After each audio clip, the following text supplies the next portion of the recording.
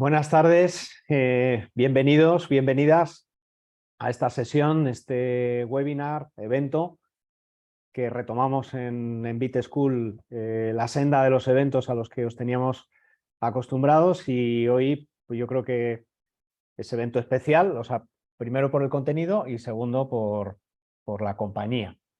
Contenido, vamos a hablar de ejemplos, casos de uso de generativa y concretamente de ChatGPT. Y bueno, pues también probablemente hacer un poquito de contexto, historia, y también conectarlo pues con los contenidos que tenemos en BitSchool. Bueno, simplemente por hacer una pequeña introducción, y sobre todo si hay alguna persona que no nos conoce, somos una escuela de nicho, técnica, donde ponemos mucho énfasis en un contenido que sea práctico, que conectamos con la realidad y con los problemas y retos de la empresa, pues a través de profes, pues como los tenemos hoy aquí, que están muy conectados con el negocio y con los problemas. Y yo diría que hay un eje de la escuela, para los que nos conocéis, pues que es el de transformación. Es decir, aquí cualquiera que entre, venga de donde venga, sin ningún tipo de complejo ni de edad, pues tiene la posibilidad, y casi podríamos decir que garantizada, de transformarse al 100%, tanto en el aspecto de analista de datos, de data analyst, como de data scientist, como de experto en inteligencia artificial o data engineer. Yo creo que en la escuela, además, como siempre intentamos es ir a la vanguardia. Estamos lanzando una serie de programas, un Summer Bootcamp, que precisamente pues, está enfocado hacia contenidos que tienen que ver con generativa y con ChatGPT, pero muy pegados o muy conectados con procesos empresariales. Bueno, yo creo que vamos a debatir aquí, vamos a conversar, y os vamos a exponer algunos casos. Tenemos a Juan Carlos Ibáñez, reciente. ¿Cómo estás, Juan Carlos? Bueno, yo creo que es un viejo amigo de la escuela porque, oye, pues ha estado con nosotros casi desde el principio, con efecto boomerang o montaña rusa, ¿no? De ir y venir, y tenemos la suerte de que está a cargo de la dirección académica. Yo creo que es una persona que bueno, pues que viene del origen sobre todo de la parte analítica de datos del mundo empresarial, por los puestos diversos en los que ha estado, un entusiasta, un friki, diría también, pues porque, oye, pues le gusta ahí meter el dedo en el ojo y cacharrear, con lo cual un placer tenerle aquí. Y luego, pues Guillermo Fernández, que, bueno, pues también, o sea, es profe de la escuela, tiene su propia empresa, que es Patterns, para temas de Martech, marketing, ingeniería de marketing o marketing intelligence. Y bueno, pues también un personaje en toda regla, es decir, disruptor. También le gusta estar en el borde, y muy retador, ¿no? En el sentido bueno, pues preguntarse siempre el por qué y si podemos ir a más, o si podemos romper límites o romper bordes. Yo creo que para calentar un poco,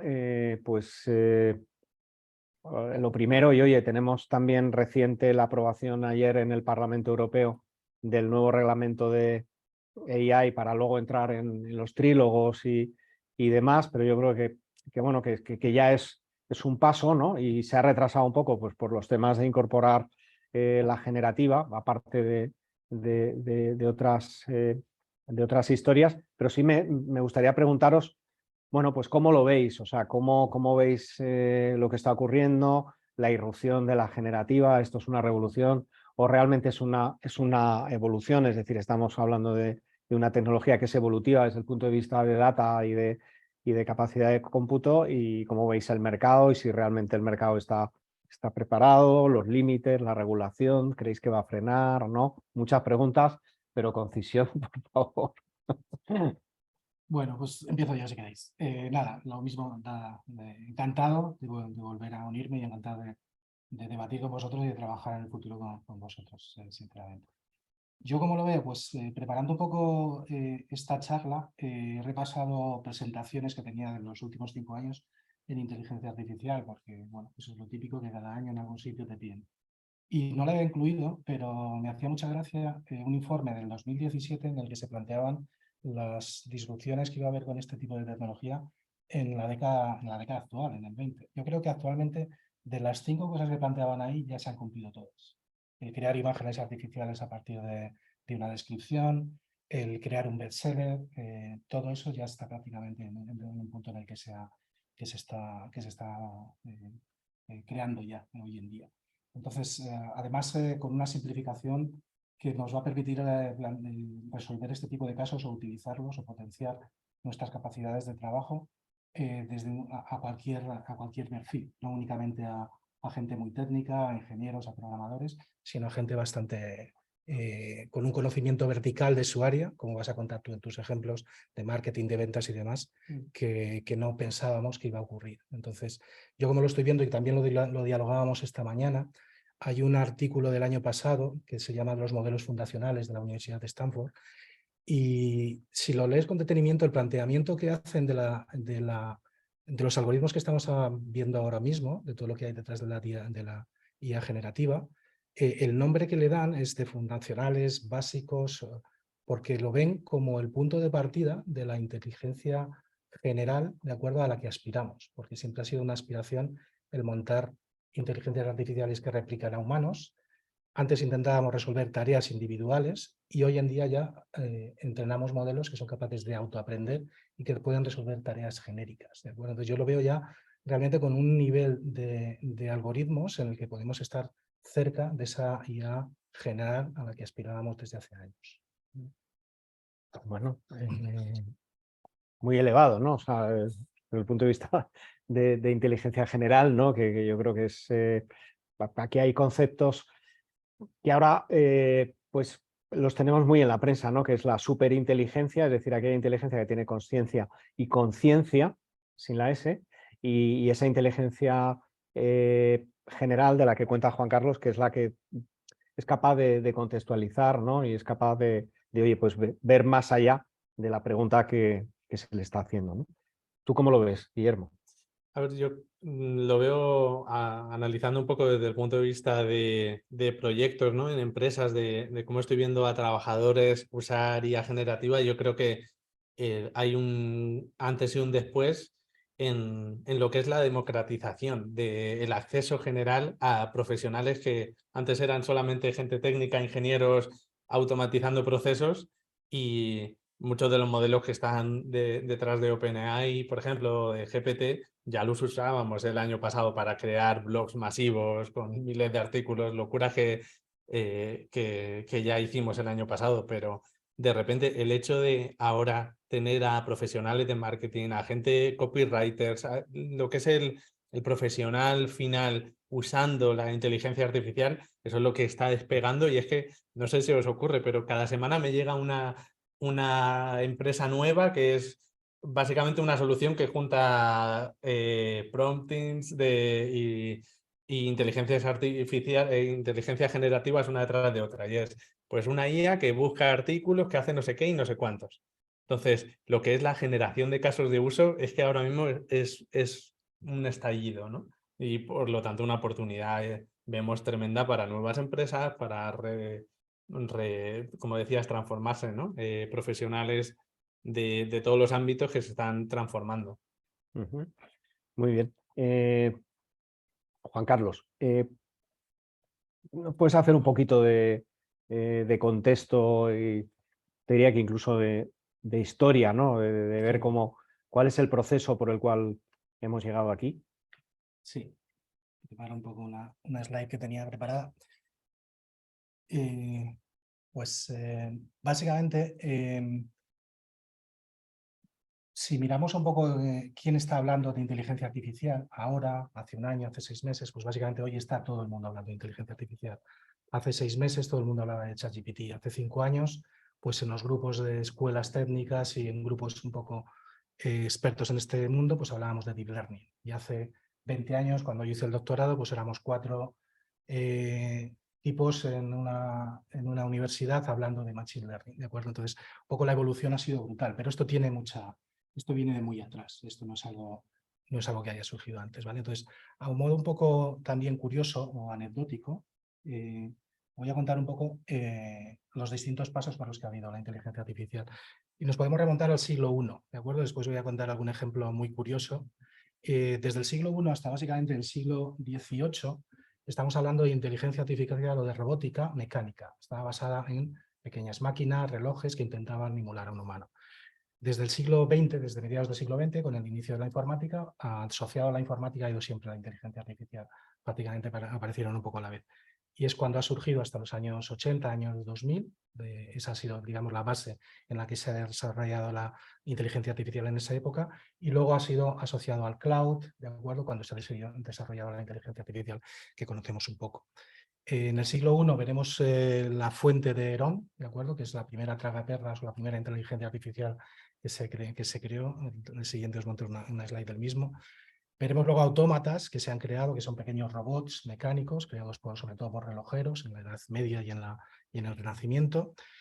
La inteligencia artificial como tal es del año 50.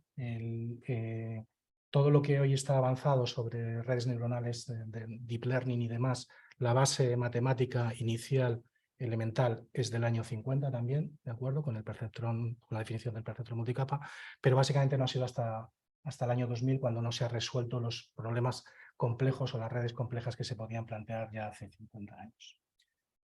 Y dentro de estas anécdotas, pues por ejemplo, esta es la fuente de Herón, estaba en el siglo I en un templo romano en Alejandría, y básicamente era una fuente en la que tú entrabas al templo, echabas una moneda y te daba un vasito de agua, de agua sagrada, para lavarte las manos, ¿de acuerdo? Para entrar en el templo. Pues lo podemos ver como la primera inteligencia artificial o como el primer caso de máquina tragaperras. Si vamos al Museo de Florencia, el Museo de Da Vinci en Florencia, podéis ver robots creados o planteados por Leonardo da Vinci. Este es muy curioso. Este es un reloj de un famoso relojero suizo, que todavía existe esta marca, es una marca de relojes de lujo. Y existe una pequeña fábula en el siglo XVIII de que este relojero vino a España a presentar sus relojes y sus pequeños robots al rey Fernando VI de aquella época. Entonces, cuando llegó aquí con todos sus relojes, tardó 4 años en poder ver al rey y presentarle sus relojes. Y uno de ellos, que está en el Museo Real de Madrid, en el Palacio Real, consistía en un niño, un pastor, con una cesta de manzanas y con un perro al lado y un reloj, ¿de acuerdo? Entonces, en un determinado momento, el rey intentó coger una de las manzanas del niño, de la cesta, y la figura del perro se levantó y ladró.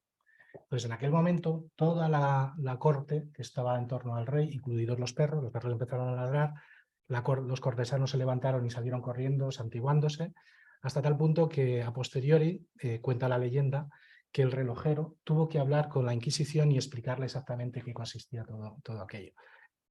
Seguramente, ahora mismo nos reímos de estas cosas, pero dentro de 20 años o de 100 años se reirán de las cosas que hacemos nosotros ahora mismo con la inteligencia artificial. Hay que decir que este señor se fue de España, volvió con un tesoro de doblones de oro, porque el rey le compró absolutamente todos los relojes que había aquí. Más curiosidades, Leonardo Torres Quevedo, que tenemos estas máquinas en la Escuela de Ingenieros de Madrid, y básicamente son las primeras máquinas, por ejemplo, para jugar al ajedrez o máquinas calculadoras mecánicas. Y luego salto ya en el tiempo. ¿Y a qué se deben los principales factores de la inteligencia artificial actual? Pues son la capacidad de cómputo y el desarrollo de procesadores dedicados o diseñados es proceso para este tipo de inteligencia artificial, que llamamos TPUs, hasta tal punto que una de las empresas que está detrás de ello, que es NVIDIA, estuvo hace 2 años en una situación muy mala porque muchos de esos procesadores se utilizaban en minería de bitcoins y con la caída de los bitcoins bajó, pero en los últimos 2 años ha subido un 250%, y todo es gracias a ChatGPT. Entonces, ChatGPT ha sido uno de los mayores favorecedores de NVIDIA. Hay muchísimas curiosidades de este tipo. Y otros factores que han influido muchísimo, pues la disponibilidad de más información, el desarrollo de nuevos algoritmos, lo que decíamos, Las redes neuronales, el inicio está en los años 50, pero no ha sido hasta hace 10, 20 años cuando se han planteado formas de resolución de plantear redes neuronales complejas y montar en base a ello arquitecturas mucho más potentes. La arquitectura cloud, ¿de acuerdo? También ha venido a favorecer todo esto porque básicamente nos permite de hoy un día para otro ponernos a resolver este tipo de cosas y todo lo que es el código abierto y la colaboración entre distintas entidades. Y si vemos un poco el futuro, ¿de acuerdo? Pues como me comentabais, yo soy bastante pro de este tipo de tecnología y creo que está en un momento disruptivo, sinceramente. Lo que se plantea para los próximos años, esta inteligencia artificial general, ¿vale? Que sería capaz de autoaprender y demás, estamos ya ahí un poco en ese punto, pero si veis todos los siguientes puntos de desarrollo que se están planteando, sobre todo desde universidades potentes, muchos de ellos son cómo controlar la inteligencia artificial. Entonces tenemos ahí temas de explainable AI, que cómo conseguir que sea explicar lo que hace una inteligencia artificial de este tipo. Temas de ética, de justicia, de seguridad y de privacidad de la información. Cómo conseguimos poner reglas a ese tipo de cosas que hace la inteligencia artificial, porque básicamente ahora mismo no está bajo todo el control que nosotros gustaríamos. Y uno de los planteamientos para controlar eso es este tipo que pongo en 4, que es las sinergias entre neuro e inteligencia artificial y inteligencia artificial simbólica. La neurointeligencia artificial es toda la que está basada en deep learning, redes neuronales y demás, y la simbólica es curioso porque la inteligencia artificial simbólica es la que se montó, por ejemplo, para crear los primeros softwares de inteligencia artificial para jugar al ajedrez, si os acordáis de los años 80, cuando ganaba Kasparov y Karpov y demás, y eran básicamente un conjunto de reglas creadas por cientos de ingenieros y de doctores, ¿de acuerdo? Y hoy lo que tenemos que intentar es juntar esas dos cosas para que podamos poner reglas y podamos poner control en ello. Entonces hay una tendencia en esa parte que iría en esa parte de ahí. Y luego hay la explosión de todo esto, en mi punto de vista, es cuando se junten la computación cuántica, que es una de las cosas que vamos a plantear aquí en breve dentro de nuestros másters, con la inteligencia artificial. Eso va a ser para mí el salto definitivo un poco de todo esto. Muy bien, pues la verdad que un excelente repaso, sintético y siempre aprendiendo cosas nuevas porque Juan Carlos siempre nos sorprende con algunos temas que son, yo diría que casi inéditos o que normalmente no se suelen contar. Guillermo, o sea, yendo ya a la parte más práctica, operativa, es decir, vale, todo Manos en la esto, masa. exactamente, es decir, todo esto, ¿para qué? ¿Cómo se gana dinero con esto? Correcto. ¿Cómo consigo no perder mi trabajo? Eso también hay gente muy preocupada por el tema, la No, o verdad. sea, yo creo que la pregunta es, oye, ¿cómo saco yo partido de esto? ¿En qué me puede beneficiar? Oye, también hay que hablar, oye, ¿qué perjuicios puede tener, ¿no? ¿A quién puede perjudicar? Muy bien. Pues nada, vamos a hablar de aplicaciones prácticas. Lo cierto es que tenemos poca experiencia, pero muy acelerada. ¿En qué sentido? Que el año pasado ya empezamos a hacer cosas con IAs, con los modelos base detrás de GPT, pero realmente las cosas que vamos a enseñar en los cursos ahora de Summer Data es cosas que han salido el mes pasado y que llevamos encerrados aprendiendo a ver cómo funciona LangChain, cómo hacer secuencias de prompting, que ahora os voy a explicar en qué consiste y que puede hacerlo alguien que no sepa nada de programación. Además, tiene sentido que ya lo veréis, que perfiles como muchos de los que os habéis registrado aprendáis. Y son cosas que hemos aprendido literal este mes y que estamos empezando. Tenemos 2 o 3 proyectos que ya lo estamos implementando, pero estamos aprendiendo sobre la marcha totalmente. O sea que realmente los cursos de Summer Data son en 2 semanas y la gente que pase por ahí van a ser disruptores dentro de sus organizaciones porque es que estamos hablando de cosas de ahora mismo, ¿no? Sin embargo, hay que entender que los proyectos de inteligencia artificial también tienen sus riesgos y cuando te pones a ver estadísticas de grandes empresas implantando IA generativa en empresas del IBEX o grandes consultoras, la estadística asusta bastante, ¿no? Y Gartner calculó que el 80% de los proyectos se quedan en un cajón.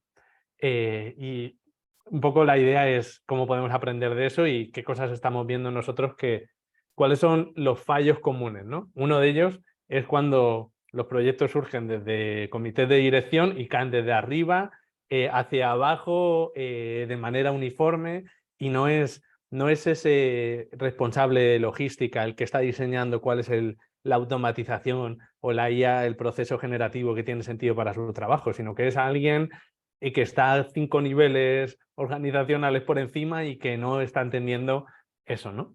Luego, por otro lado, otro fallo que estamos viendo es gente técnica sin experiencia de UX diseñando este tipo de procesos, porque me recuerda además a, no sé si vosotros habéis tenido esa sensación, pero cuando ves las típicas aplicaciones de hace 20 años, web de hace 20 años, todas son extremadamente feas. Y si es una aplicación tipo un ERP, siempre hay 1000 botones que no sabes para qué funcionan, pero alguien dijo, no, el usuario tiene que tener todas las opciones disponibles. ¿Y por qué? Era gente técnica, que fueron los primeros que empezaron a programar en Java, en HTML y hacer aplicaciones que no tenían al usuario en el centro, ¿no? Y eso ha ocurrido muy recientemente con las IAs, que ha sido un terreno en el que solamente programadores podían utilizarla, y cuando llegaba al usuario final, pues a lo mejor no tenía tanto sentido, y en vez de verlo como una herramienta útil, lo veían como el enemigo, ¿no? Y que había que eso erradicarlo. Y bueno, ya una idea que es el no entender cómo funciona la psicología de la gente, ¿no? De que una persona está más acostumbrada a cambios pequeños, incrementales, no a que llegues un día a tu puesto de trabajo y te digan, no, ahora todo se hace distinto, ¿no? Y esa ansiedad y eso, es que, jope, si no tienes en cuenta todo eso, es normal que acabes en esta estadística, ¿no? Pero hablando un poco de eso, ¿cuáles son los perfiles que están trabajando? Hay mucha gente conectada y muchísima gente que se ha registrado que luego podrán ver la sesión después, y veíamos que muchos de los perfiles eran pues gente de marketing, comercial, directores generales, logística, finanzas. ¿Esos perfiles tienen sentido que trabajen con IA? Definitivamente sí. Hay una frase que está rondando ahora mucho por redes, lo habrás visto en 1000 vídeos, en periódicos, que es cuántos trabajos va a eliminar la inteligencia artificial. La inteligencia artificial no es un ente malvado que está moviendo hilos. O sea, realmente en este dibujo era un poco la idea de la inteligencia artificial, o sea, los puestos los va a quitar gente usando inteligencia artificial. Entonces, si estás en una organización donde hay un departamento con 20 personas en marketing, no es que una IA va a quitarte el trabajo, no va a quitarte el trabajo un profesional de marketing que sabe de IA generativa. Entonces, igual que eso va a ocurrir a gran escala, y es cierto, a nivel económico, funciona dentro de las organizaciones y tú en tu propio sector, ¿no? Si quieres reforzarte y mantenerte, este es el camino, como diría el Mandaloriano. Entonces, un poco la idea es esa, entender que la IA y los procesos robotizados, ahí leía esta semana un dato curioso, que hay una correlación entre la cantidad de procesos robotizados en una economía y el empleo, el pleno empleo, ¿no? Corea del Sur, ¿no? Corea del Sur, Japón, con un mayores porcentaje de robótica, y piensan, no, ahí no trabaja nadie, ¿no? ¿Quién va a trabajar? Pues tienen pleno empleo. ¿Por qué? Porque hay perfiles que, o sea, tenemos que empezar a trabajar de esta manera.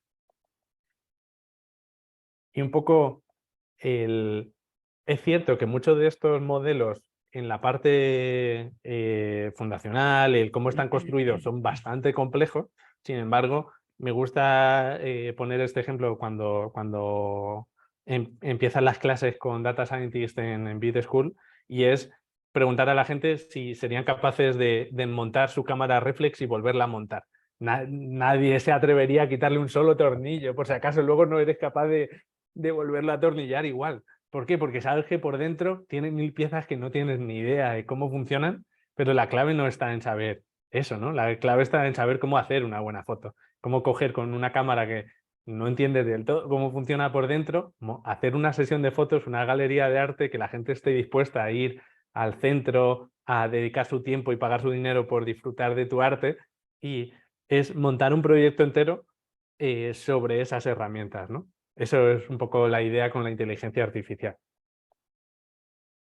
Un poco poniendo por qué un perfil profesional debe ser el que ejecuta una inteligencia artificial. Si tú pones máster en inteligencia artificial en Google, estas son las imágenes que me salían, ¿no? Son todas como, no sé, las veo como rancias, como esa figura del Yo Robot de la peli esta de Will Smith, de los números de Matrix, ¿no? Todo, parece que todo el mundo asocia como esos conceptos. Si yo, por ejemplo, le he hecho el ejercicio, si voy a una IA generativa de imagen y le digo que me haga una imagen de un curso de inteligencia artificial, ¿de qué ha aprendido una IA? Ha aprendido de Google, ha aprendido de las bases de datos públicas, con lo cual me va a sacar esto. Sí, es artístico porque igual que ha aprendido de Google, ha aprendido ay, no me acuerdo cómo se llamaba, hay la colección esta de diseños de artistas. Hay como un, no es un Pinterest, no me acuerdo cómo se llama. Pero tienen todos ese estilito. Es cierto que a una generativa le puedes decir quiero que sea cómic, quiero que sea lo otro, forzarle, pero lo que le sale de partida es esto. Entonces, esto vale, es bonito, pero estás cometiendo el mismo error, que es que estás explicándolo de la manera incorrecta. Si yo, por ejemplo, que trabajo en marketing, quisiese convencer a un diseñador de que use IA generativa, yo sé que, por ejemplo, un diseño en 3D es el tipo de diseño más difícil con el que trabajar. Muy fácil trabajar con diseño en 2D, pero con profundidad, con muchos elementos ahí superpuestos. Es el típico diseño de un cartel de mucho presupuesto y demás. Entonces, si yo quiero explicarle a alguien cómo hacer que es un curso de inteligencia artificial de contenidos creativos, voy a hacer esta imagen, ¿no? Esta es la foto que tenemos puesta en el Summer Data. ¿Por qué? Porque yo sé que a un diseñador le costaría muchísimo trabajo hacer ese diseño con Photoshop. Sin embargo, ahora lo puede hacer con Midjourney, con Stable Diffusion, con lo que quiera, ¿no? Entonces, este es un ejemplo de una persona que no entienda de marketing, pues te habría hecho la versión artística de lo que todo el mundo hace, pero alguien que de verdad está trabajando en marketing, en operaciones, en recursos humanos, en todo esto, sabe cuál es el impacto que tiene que tener, entiende al usuario, y entonces una IA generativa en sus manos es una bomba, ¿no? Entonces, es un poco lo que queremos explicaros. De que vamos, en 2 semanas empezamos el curso de Summer Data, donde hay 3 módulos de marketing, de atención al cliente y comercial. Y un poco está orientado a perfiles no programadores y van a poder hacer cosas como esta.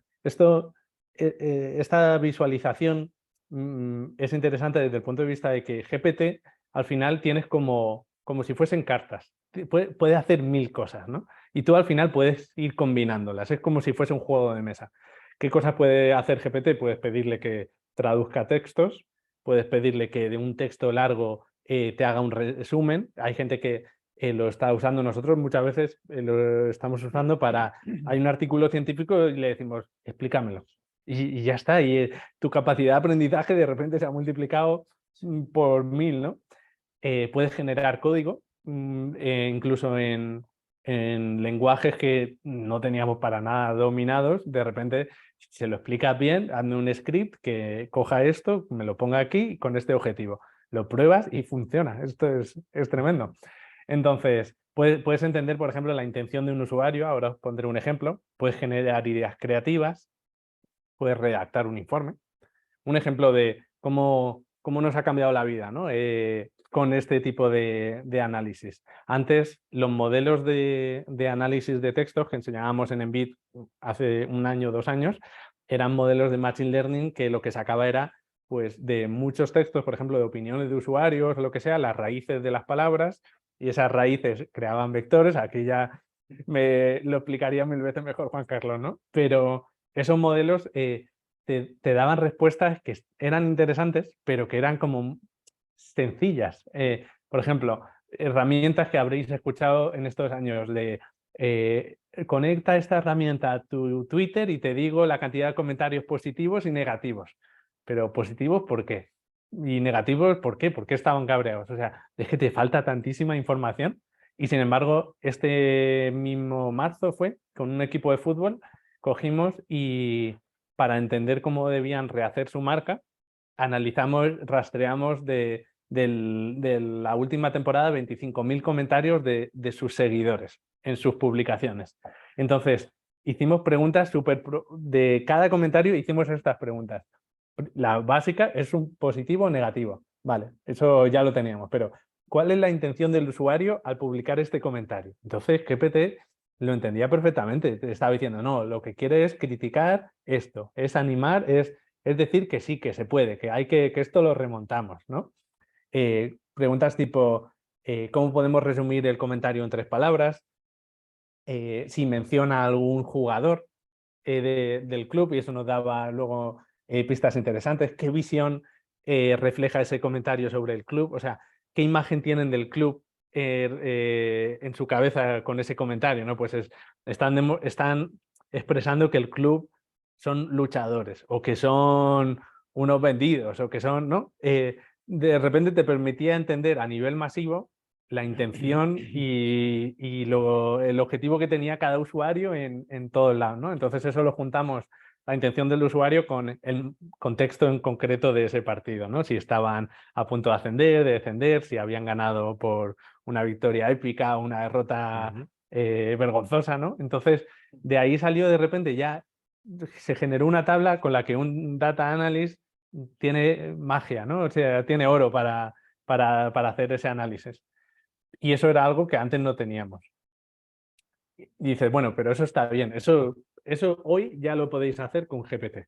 Vale, para mí la revolución es el hecho de crear agentes, de coger GPT y transformarlo en un agente. Pedirle que haga, habréis escuchado la expresión de autopilot que salió, que lo instalas en tu ordenador y le puedes pedir como acciones más complejas, hace razonamiento, pasos y va haciendo uno detrás de otro. Pues por ahí van los tiros. Lo que vais a aprender en ese curso y que utilizo para contaros algunos ejemplos es el hecho de que con GPT nos hemos visto con muchas dificultades para hacer cosas complejas, ¿no? Le pides que reescriba un artículo de un blog y te hace algo ahí un poco genérico que dices, a ver, tiene mérito lo que ha hecho, pero no sé, tú como usuario lo lees y está flojete, ¿no? Entonces, ¿cómo puedes coger y hacer como cadenas? Ahora os lo voy a explicar con un ejemplo, pero nuevas, digamos, como nuevas cartas, esto es como la expansión. Nuevas cartas que tenemos y que no sale de GPT, es en un entorno que os enseñaremos, que además es sin código, tú vas conectando módulos, pero ahora de repente puedes pedirle a GPT que busque por internet, que tener plantillas de prompts para que directamente te lo den en un formato específico que vas a usar en un paso posterior. O que, por ejemplo, si tienes varias opciones, elija entre la más lógica o la que más resultado va a tener. Que si necesitas que la respuesta luego genere una automatización, pues que la respuesta no me la des en texto, dámelo en un JSON, que luego lo uso en otro paso. Y ahora mismo, a lo mejor, para la gente no técnica, a lo mejor les está sonando difuso. Una automatización del uso natural que hace alguien con ChatGPT. Exacto. Es lo que tú con muchos pasos podrías hacer en GPT. Lo que pasa es que GPT, hemos visto, por ejemplo, que nosotros tenemos, habréis visto los que habéis usado más el ChatGPT, que puedes crear canales, ¿no? Como conversaciones y se guardan.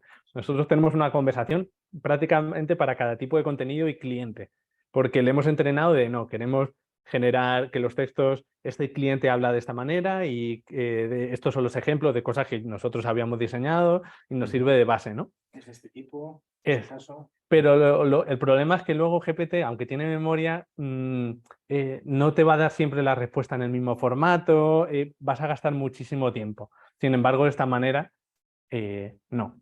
Digamos que lo que puedes hacer con GPT hoy y además pagando 30 euros, no me acuerdo cuánto 20, es, 20, ¿no? es que es baratísimo, es que es tremendo. Lo que puedes hacer hoy es decirle, entras en GPT y le dices, pues le asignas un rol, ¿no? Le dices, pues eres un copywriter y tienes este estilo, quiero que me hables, por ejemplo, hemos descubierto, una de las clases que daremos en el Summer Data es de prompting, todo lo que hemos aprendido y hemos investigado, tipo, en lugar, tiene sentido, ejemplos curiosos. Escríbeme este artículo como si fuese el escritor del Club de la Lucha, que es una peli que es muy agresiva, frases muy cortas y tal. Pues le dices eso y te escribe unos artículos con un estilazo tremendo. Pues eso es lo que hoy puedes hacer, ¿no? Coges GPT, le dices, eres un copywriter con este estilo, eres una mezcla entre este y este, y quiero que me escribas un artículo sobre no sé qué. Vale, lo va a hacer y tiene muchísimo mérito, pero realmente el resultado está flojillo. Y nosotros, por ejemplo, esto Google lo detecta muy rápido. El año pasado ya usábamos DaVinci y hemos visto con nuestros propios ojos cómo crear blogs masivos en los que estuvimos publicando, o sea, se publicaron, no sé, 200 artículos al día. En plan, pum, pum, pum, pum, y de repente, claro, eran webs que tenían un volumen tremendo, pero de repente llegaba a los 2 meses, veía la gráfica, hacía plom, porque Google decía, no, vale, te he pillado. Entonces, esto es el problema. Tú usas GPT y ya aviso que tengáis cuidado para generar contenido y saltan todas las alarmas. Entonces, imaginaos que pudieseis hacer procesos más complejos, ¿no? Que pudieses decirle, vale, no quiero que me lo escribas así al aire, quiero que primero yo te dé una temática y tu misión va a ser entrar a Google y ver los mejores posicionados y con esa misma búsqueda y me reescribas ese artículo, con la cual ya tienes una base de alguien que en principio debe haber escrito algo bueno si está en las primeras posiciones. Eso ya mejoraría un poco, pero aún así sería probablemente algo bastante genérico o algo que hemos visto mucho que demasiado parecido. El pedirle todo el rato tendrías que refinarlo muchísimo y hablo de estar 1 hora, 2 horas ahí con ello y luego pensar nosotros, habría tardado menos escribiéndolo, que es lo que me estoy peleando aquí con GPT, ¿no? Entonces, cosas que vais a poder usar. Un concepto que es LangChain, que es hacer cadenas de prompting. ¿Qué significa esto? Imaginaos que yo, el primer paso, lo que hago es decirle, no, GPT, eres un experto en derecho. Es para un artículo, por ejemplo, de derecho. Y quiero que estos artículos me saquen los puntos principales y las ideas que crees que a un usuario le puede interesar y que me haga bullet points. Y entonces ya esos bullet points es algo con lo que un copywriter, es que hay que imaginárselo como si fuese la vida real, con lo que un copywriter trabajaría muy bien. Entonces el siguiente paso es que metes a un copywriter, a un GPT, a decirle, en base a estos puntos, hay que meterle un módulo que es, recuerda el artículo inicial, los bullet points, y en base a eso ya escríbeme el artículo. Aquí ya estamos hablando de cositas más finas, ¿vale? Esto ya no saltan las alarmas, esto es un contenido que puede generar una empresa seria y es de lo que estamos hablando, no de generar contenido basura, sino de generar contenido de mucha calidad, que luego esto obviamente lo revisa un experto, pero revisa en 1 hora 10 artículos y se publican y la velocidad en la que puedes estar generando contenido interesante es mucho más rápida, ¿no? Entonces, esto además aprenderéis a usarlo pues tipo como lo estáis viendo aquí. O sea, cajas de, vale, aquí necesito, imaginémonos que por ejemplo quisiese que que lo vincule con nuestro producto, que es un software de derecho de no sé qué, no sé cuántos. Pues añadimos un módulo con un PDF con información de nuestras especificaciones de nuestros productos y al experto en derecho le decimos, vincula ese artículo con lo que hace nuestro producto. Y es algo que, o sea, no tiene fin, ¿no? Los casos que te puedes imaginar y las piezas que puedes ir montando, ¿no? Imaginémonos que le metes una más, que cuando ya esté el artículo hecho, hazme una imagen. Lee el artículo y genérame una imagen, además con nuestro estilo, que ya lo hemos definido, que son imágenes tipo póster antiguo, con estos colores, no sé qué, no sé cuántos, para el hero, para la parte de arriba del artículo. Ahí ya, pues, estamos hablando pues, de un proceso mucho más complejo. Esto es LangChain, esto es procesos de IA generativa encadenados y complejos. Y como entenderéis, como ya muchos estaréis pensando, se puede aplicar a cualquier cosa, ¿no? Y no es que se tenga que hacer un software específico para toda la empresa, es que cada trabajador debería tener sus propios procesos ahí montados que le facilitan a él, ¿no? A ella, su trabajo. Entonces, con esto termino ya. En 2 semanas empezamos estos cursos. Yo creo que tiene un valor altísimo. Si ya simplemente lo que ahora mismo nosotros y empresas están cobrando a organizaciones por montar proyectos de IA generativa es a partir de los 10.000 euros, pero de repente puedes llegar aquí en una semana intensiva, en 20 horas, coger y no solo aprender a usarlo, sino una de las cosas que hemos puesto, que creemos que mucha gente va a venir con sus casos, es que puedes usar casos que os vamos a proponer nosotros o traer directamente un caso que quieras usar para tu empresa y vas a tener esos días a todos los profesores ayudándote a encontrar esas trabas con las que... Gente que se ha pegado con ello durante meses a tu disposición para resolver tu caso. Bueno. Entonces, bueno, yo creo que en ese sentido se nota ahí mi vena marketingiana, pero es que me parece que está regalado. Entonces hay 3 cursos. Está el de generar contenidos y campañas creativas increíbles, automatizar la atención al cliente y mejorar procesos de venta. Ejemplos de qué cosas vais a aprender a hacer. Por ejemplo, en campañas creativas, en el primer curso, hacer blogs masivos, pero con una calidad mucho más de los... He puesto un ejemplo porque me quedo sin pantalla, ¿no? Pero imaginaos la calidad de contenidos y la complejidad y la riqueza, ¿no? Y además luego lo escalas a masivo.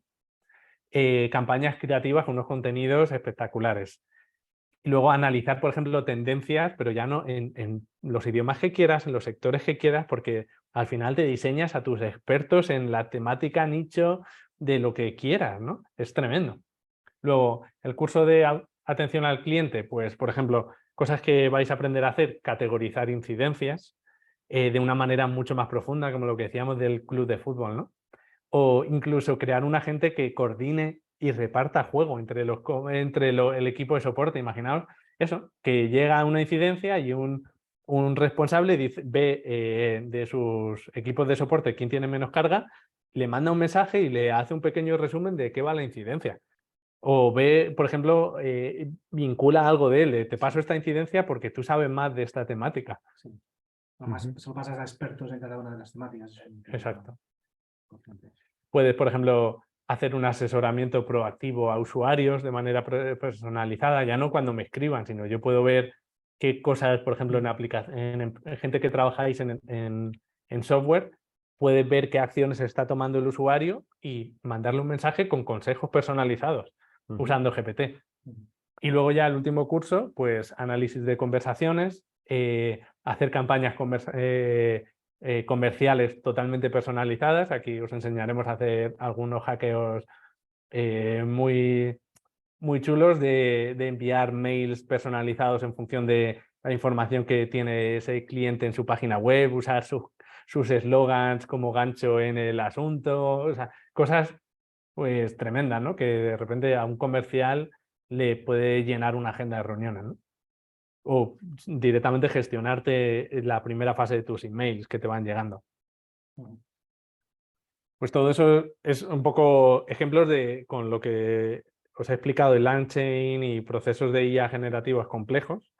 Eso es lo que vais a aprender pues en 20 horas.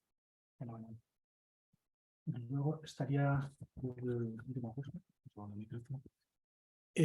Yo al contarlo lo enlazaba un poco con lo que veíamos antes de cómo controlar todos estos modelos fundacionales que son capaces de autoaprender y de responder a todo tipo de preguntas, pero que tenemos que guiarles un poco hacia lo que realmente necesitamos, ¿de acuerdo?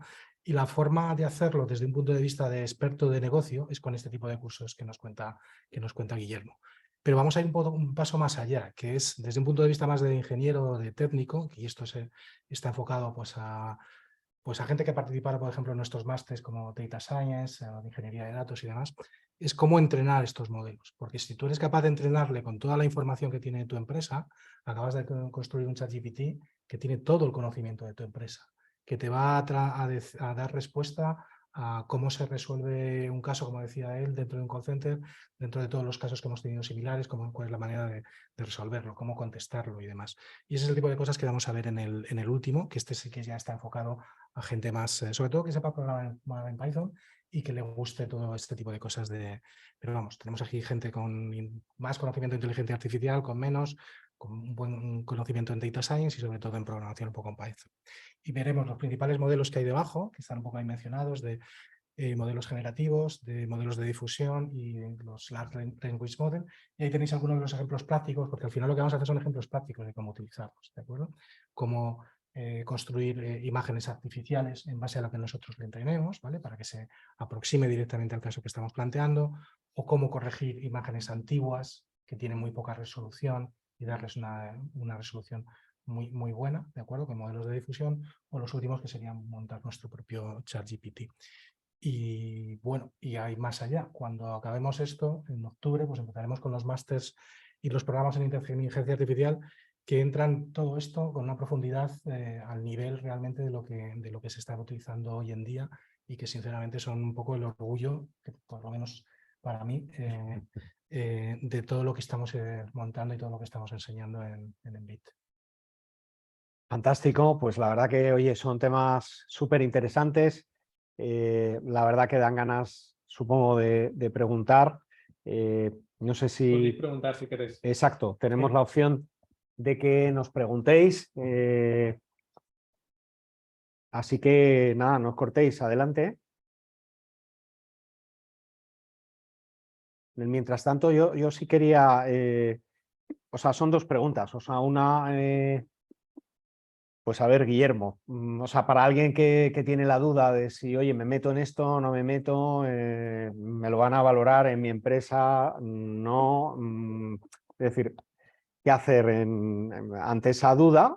Esa es una pregunta para ti. Y luego para Juan Carlos, es decir, claro, hablamos de muchos conceptos, ¿no? O sea, bajamos a tierra, pues hablando de modelos, o sea, en el caso de los Transformers que los hemos mencionado. Luego, oye, pues los Large Language Model, que también, bueno, pues yo creo que son el sustrato, pues, pues también de mucha de la analítica que estamos comentando. Luego hablamos de los modelos fundacionales, o sea, sí me gustaría, pues brevemente, que, oye, precisar y poner en cada sitio y en cada altura estos conceptos. Guillermo, Vale, vamos y luego contigo. hay otra pregunta que han hecho de si hacemos formaciones en company. Luego esa para ti. Decías de cómo... Sí, vale, entiendo la pregunta. Un poco, yo pensando cuando trabajaba en una consultora en Madrid y quería formarme acerca de algo, siempre pensaba en cómo vendérselo a mi jefe, ¿no? A mi supervisor, de convencerle de que él me tenía que pagar ese curso porque iba en su beneficio. Entonces yo seguiría esa estrategia. Que es lo que os decía, un proyecto de consultoría de este tipo, que un consultor entre y diseñe procesos de IA generativa complejos y los implante, no van a bajar de 5.000, 10.000 euros para casos concretos, ¿no? Si ya además es para organizaciones muy grandes, pues infinito, ¿no? Entonces, yo ahí ya le diría, mira, directamente con el coste, que no me acuerdo cuánto era, 1.600, esta más se puede... Lo hemos puesto en oferta, está en 995, hemos puesto justo ahí. Vale, pues mira, ya con eso ya no hay excusa. Menos de 1.000 euros. Salir con un caso ya implantado para tu empresa, eso es que si no...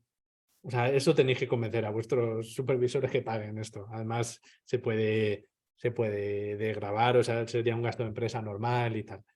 En caso de que no les convenzáis, yo lo pagaría. Porque es que al final es lo que decíamos, ¿no? De cómo la IA está acabando con muchos puestos de trabajo. No, gente aprendiendo a usar esto es la que se está quedando con esos puestos. Entonces, no quiero ser aquí muy dramático, pero es que yo lo estoy viviendo en mis propias carnes trabajando en la agencia, ¿no? Haciendo, ya no decimos que somos una agencia de marketing digital, somos una agencia de marketing intelligence. ¿Por qué? Porque es que de verdad creo que las agencias de marketing digital tradicionales van a morir muy próximamente. Entonces, si no sabes de ciencia de datos... Bueno, yo creo que o sea, aquí con estas disrupciones, o como le queramos llamar, que a veces abusamos del término, pues ante la duda, anticípate, ¿no? O sea, yo creo que en términos de conocimiento y sobre todo para evaluar, y dentro de una organización, pues al final el que sabe de lo que habla, pues muchas veces va a tener más posibilidades de proponer, de ir para adelante, de dar pasos y ganarse la confianza de los jefes, ¿no? Sí, Juan sí. Carlos. Solo un punto de lo que comentabas. Yo creo que la palabra clave es productivizar, que efectivamente eres capaz de productivizar cosas concretas, pero también de ser más productivo, porque lo que nos van a pedir es que vamos a tener una serie de herramientas con las que vamos a poder hacer el doble o el triple de las cosas que hacemos y mejor. Y esto da la entrada a ese mundo de ser mucho más productivos. Y luego, en cuanto a lo que me planteabas antes y demás, este tipo de definiciones, de modelos que hay por debajo y demás, la verdad es que incluso leyendo... papers de este tipo, encuentras que las cosas se llaman de una forma o de otra, ¿vale? Pero es en nuestros másters donde entramos un poco a este mundo. El concepto de modelo fundacional,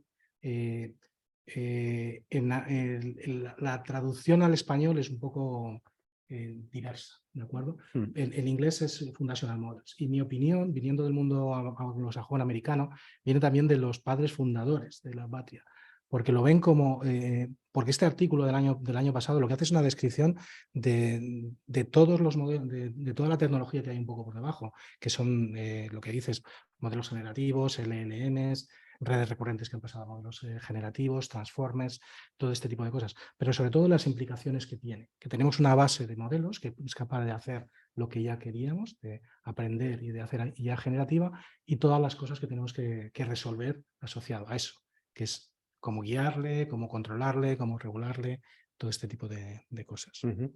Bueno, a ver, ahora me toca a mí, me decías, Guillermo. O sea, Hay dos preguntas sí. que quizás están vinculadas. Una es si hacemos formaciones in company. Sí, perdón, si hacemos formaciones in company y también si la formación es bonificable en Fundai. Hacemos formación in company, pensar que el 50% de la formación que hace en BIT, no de ahora, sino también tiempo atrás, pues es formación que hacemos a empresas y que es totalmente a la medida. O sea, por diseño nos adaptamos a los requerimientos que nos piden y tenemos formatos de todo tipo. Es decir, incluso hemos llegado a hacer coaching en proyectos reales donde hemos dado formación y hemos hecho incluso un acompañamiento en los mismos. Y luego es bonificable, sí, o sea, hay que estudiarlo, o sea, hay que ver los casos. Aquí hay formaciones que son bonificables en parte, en todo. Hay que cumplir con los requisitos de Fundae o incluso hay formaciones 100% bonificables si hay compromiso de contratación por parte de la compañía. Esto yo creo que no se sabe que hay este tipo de, vamos a llamarle, de ayudas que son súper potentes y que en algunos casos pues se están bonificando también el 100% de las contrataciones en temas de data, inteligencia artificial, incluso me atrevería a decir digitalización. Y luego, bueno, pues hay programas, no solamente de Fundae, ¿no? Pues de Activa Industria, que acaban de salir precisamente del Ministerio de Industria, donde hay programas de digitalización, sobre todo para determinados CNAEs que tienen que ver con industria, donde para hacer un diagnóstico y un plan de digitalización que incluye un plan de formación, pues se ha designado una serie de empresas, y algunas de ellas son grandes, que es totalmente free. O sea, ese trabajo, yo creo que esto no se sabe, pero es totalmente free hacer esa consultoría inicial de diagnóstico y de trazamiento del plan. Muy bien. A ver, hay una pregunta. Vale. ¿podéis poner un ejemplo de cómo la inteligencia artificial puede ser interesante, por ejemplo, para un departamento de recursos humanos? Bueno, o sea, claramente, es decir, aquí lo denominamos People Analytics y yo creo que en ese sentido hemos sido pioneros. También partíamos de la experiencia de algunos de los colaboradores de la escuela, como es Tinámica, es decir, que ahí hubo un proyecto internacional de People Analytics en una compañía pues como Enel a nivel global. Yo diría que todos, no hay ningún proceso de recursos humanos que no esté impactado por la analítica avanzada o la inteligencia artificial, es decir, desde lo que es la búsqueda y selección con web scraping o tirando de determinadas fuentes abiertas o no, es decir, para ver dónde hay determinados perfiles en el mercado, es decir, hay compañías incluso de ingeniería españolas que están mapeando, rastreando todas las licitaciones que hay a nivel internacional y en tiempo real lo están casando con los recursos que tienen y a partir de ahí se disparan triggers para tomar decisiones de contratación en determinadas geografías. Esto está en marcha, me parece muy potente. Todo lo que es analítica y seguimiento de talento, es decir, en gran compañía, es decir, con los crecimientos, los cambios organizacionales, el poder tú determinar, oye, que va a haber cambios organizacionales en función del presupuesto o en función de un plan estratégico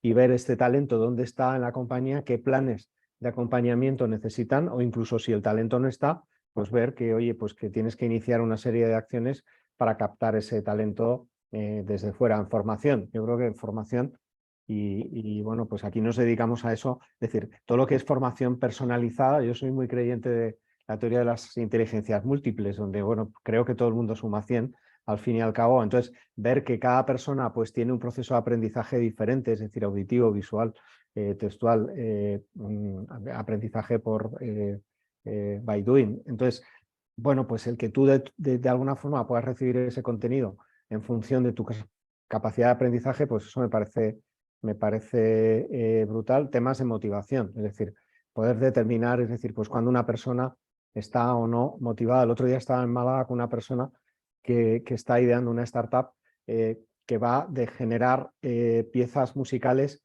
que en función de tu estado de ánimo, es decir, la aplicación te va lanzando esas piezas como si fuera la banda sonora de tu día, ¿no? De tal manera que es verdad que algunas veces vas desmotivado en el metro y oyes a lo mejor alguna canción que de repente te activa y te hace cambiar el humor. Para mí, o sea, todo lo que tiene que ver con procesos para mejorar la vida de las personas, aunque hablamos oye, pérdida de trabajo, de pérdida de puestos, de que pérdida a lo mejor de identidad, incluso de datos personales, pero yo siempre creo que pensando en el lado bueno, pensando en la parte positiva, a las personas es a las que mejor nos puede impactar, ¿no? No sé si hay alguna otra más, una pregunta más. No. Bueno, han preguntado ahí una persona que le enviemos información, pero no, preguntas al público. Este es la última oportunidad. Muy bien, pues nada, pues yo creo que estamos en tiempo, con lo cual, nada, agradeceros. Ha entrado otra pregunta. Sí. ¿Se puede entrenar ChatGPT para que trabaje como un sistema de recomendación? Si un equipo suele hacer la tarea de seleccionar ciertos ítems de una lista según una petición de un cliente, ¿puedo entrenarlo? Bueno, Sí. claramente sí, o sea, de hecho es es decir, al final es un modelo fundacional. No hablemos solamente de ChatGPT, porque yo creo que aquí hay muchísimas, o sea, yo creo que ChatGPT es un producto, pero que realmente la materia prima pues hace que haya múltiples productos en el mercado y es perfectamente entrenable y además fácilmente, oye, pues simplemente con un CSV y oye, definiendo los prompts y además con el autoaprendizaje que va a tener, bueno, o el aprendizaje con el uso, pues lo podemos focalizar, oye, pues para dar un servicio de asistencia pues de un determinado producto, para ofrecer información personalizada pues, en un tema sanitario. Es decir, se trata de adaptarlo y de entrenarlo y de conectarle con las bases de datos adecuadas, pero yo creo que ese precisamente sería una de las aplicaciones más sencillas. Es más, voy a hablar de un caso concreto que es exactamente lo que estás comentando, Enrique. En A3 Media, el sistema de recomendación de A3 Media está basado en Deep Learning. Como bien decías tú, no se trata de ChatGPT, sino de tipo de algoritmos que están dentro de ChatGPT. ¿Por qué Deep Learning frente a los sistemas de recomendación clásicos que utilizan una matriz de usuario-contenido y en base a esa matriz de que te gusta cada uno, generar recomendaciones? Porque si queremos personalizar, por ejemplo, por el tipo de las cosas que te gustan, si queremos meter información adicional a esa matriz clásica de recomendación, tenemos que utilizar otro tipo de tecnología, más allá de los sistemas de filtro colaborativo, que es la forma clásica. Y ahí entramos en temas de Deep Learning para meter, pues oye, en función de tu edad, de qué cosas haces, de qué cosas has leído y demás, meter más información, no solamente eso que has visto. Entonces sí, totalmente, claramente. Y es el tipo de cosas que vemos en los másteres de inteligencia artificial. Básicamente sí. Ese caso de uso que has mencionado, podrías tenerlo montado para final de junio. Eso está montado. El sistema de recomendación del A3 Player, de A3 Media, y os lo digo. Bueno, eso te lo sabes bien, además. Y está montado con ello. Y está montado con el actual CDO, que es un experto en este tipo de cosas. Jorge Soiras, que le mando un saludo. Muy bien. Nada, las personas que habéis pedido información, de todas formas, a todos los asistentes os enviaremos unos enlaces o quizá PDF de los cursos para que, vamos, los tengáis todos ahí.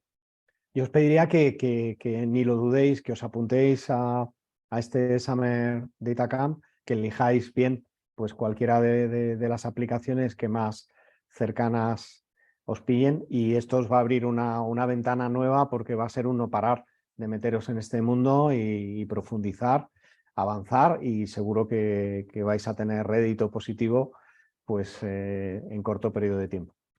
Bueno, dan las gracias. Gracias también, Alicia, a ti por haber hecho preguntas, que eso siempre ayuda a la gente que estamos viendo una pared aquí enfrente. Así que gracias a ti. Muy bien, pues muchísimas gracias a todos y os vemos en la próxima. Un placer. Hasta pronto. Adiós.